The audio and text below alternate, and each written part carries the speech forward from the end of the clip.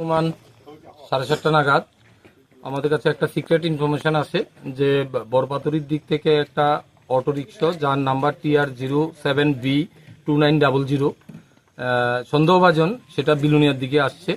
এই খবরটা পাওয়ার পর আমি আমার স্টাফ নিয়ে সাথে সাথেই বনকর থেকে বরপাতুরি রোডে আমি আসি ওই অটোটাকে ডিটেইন করার জন্য বা চেক করার জন্য। আমরা এখানে কদমতলা বাজারটা বা এইদিকে রোডে আসার পরে এটা আইসিনগর এই জায়গাতে বনকর থেকে আসার পর একটা অটো সাসপেক্টেড সেটাকে আমরা পাই, যে নাম্বারটা তাকে ডিটেইন করি।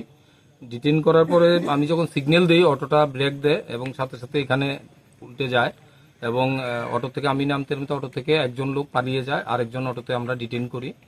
তো এটাকে সার্চ করে দেখতে পাই অটোতে একজন লোক ছিল যার নাম রাহুল দাস, বাড়ি তার মনাইপাথর, যাত্রাপুর থানার আন্ডারে।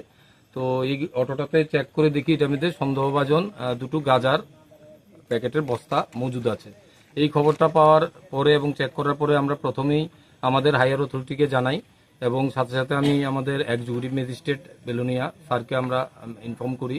স্যার সাথে সাথে এখানে আসেন এবং আমরা এফএসএল টিমকে আমরা ডাকি। তো আমাদের পুরোটা প্রসেস করা এনডিপিএস আইন মতো পুরোটা প্রসেস করার পর আমরা যে প্যাকেটগুলো ছিল এগুলাকে আমরা ওয়েট করি এখানে ইন্ডিপেন্ডেন্ট উইটনেসের সামনে এবং এক্সিকিউটিভ ম্যাজিস্ট্রেটের সামনে। তো এখানে দুটো বস্তার মধ্যে মোট 20 প্যাকেট শুকনো গাঁজা আছে যার ওজন 20 কেজি 200 গ্রাম আমরা পাই। এগুলো আমরা সিজ করেছি পাবলিকের সামনে, সাথে সাথে অটো রিক্সা এবং একটি মোবাইলও পাই, যে যার গাড়ি ছিল তার একটা মোবাইল, এগুলো আমরা সিজ করি এবং রাহুলকে আমরা পজিশন নিয়েছি। একটা এনডিপিএস আমরা কেস নেব আজকে এবং তাকে কোর্টে আগামীকালকে ফরওয়ার্ড করব।